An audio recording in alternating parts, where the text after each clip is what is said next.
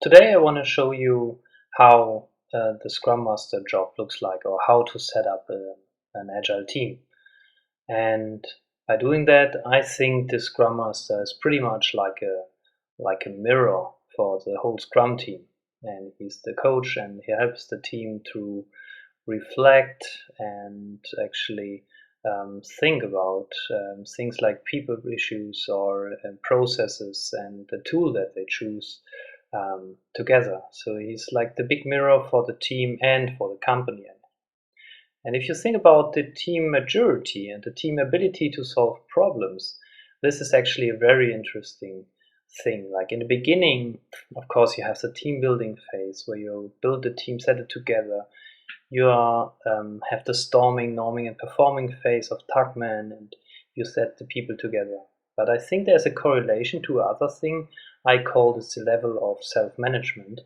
Um, you probably maybe know that from things like Management 3.0, where you have something, it's called delegation poker, where you sit together and play cards between the management and an agile team, and you solve like how you want to deal, how you want to self-manage or manage um, different issues together. So in the beginning, in an early team, or not an agile at all team, you have a command and control structure where the management tells the team what to do and how to do it actually. And then when you go further, the management explains, maybe it says a bit more, at least I hope, and then it sells the idea of what they want to do, right?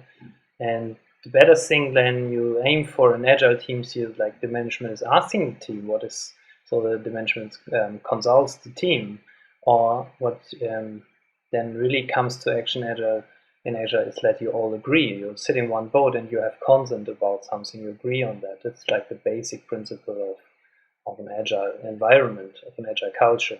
And then later you turn the boat around and say, okay, now the management is just giving advice because he is the very experienced guy, or the management just inquires the decisions that the team made, and you can fully delegate that whole management thing to an agile team when it's well experienced.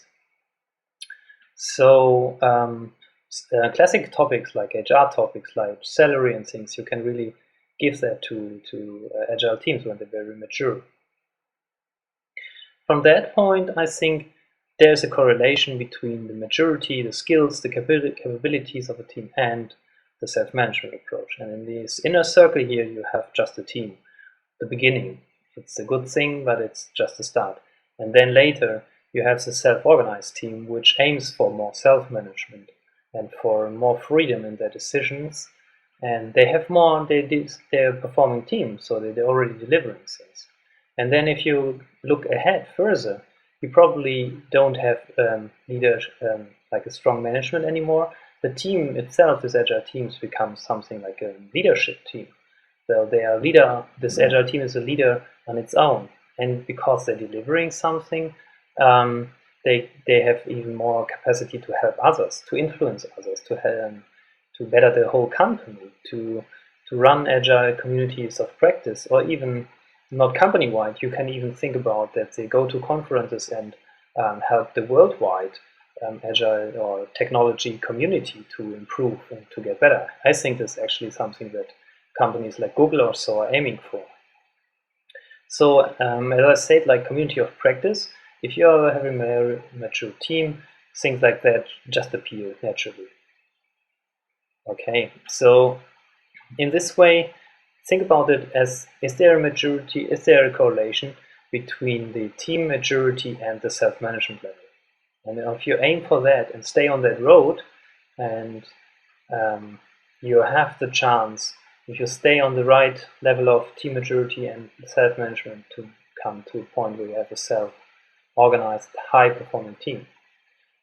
And of course, while doing that, you can get off the road, and the Scrum Master role is to make that transparent and to show that. Like if you are forced back by management, for example, and the team is very mature and they have no freedom anymore to self-manage themselves, I think it can lead to frustrations. So be aware, if you aim for an agile team and you want to become like a world-class agile team, that you have this management approach as well in your set. Or the other way, where you have a team which is not that experienced, and you give them this level of self-organization, self-management, actually, then it's just lost. So be sure that you stay on that road, right? Well, that's pretty much what I want to say. One thing. So in the beginning, I think the role is pretty much like a trainer for the team. Later, the role of Scrum Master is more like a consultant. And if you think about agile leadership, the role is pretty much like a personal coach. It's like a management coach. Because as I said, like the agile team is like a management on its own. And maybe some management say now, okay, well, I lose my control. I have no direct control anymore. Well, that's true. So, but it's actually what you should aim for, because if you have no one bottleneck in this decision making, you have a team who is able to do it on its own.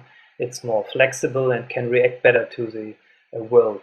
And I think that it's something you should aim for. And actually, there is no big risk in it, because as they stay on the road, they do their job, like they still delivering something and they still create value. So there is no risk. It's just you have more time as a manager to do something else. So that's pretty much what I want to tell you. It's like as last time, I now give everyone like a frame and a nice shades, and that's all. I hope you enjoyed it and think about the idea of an agile team and on the journey of becoming a world-class or a high-performing team. And I hope you enjoyed it and spread the word and share it with your friends and colleagues, and see you next time. Bye.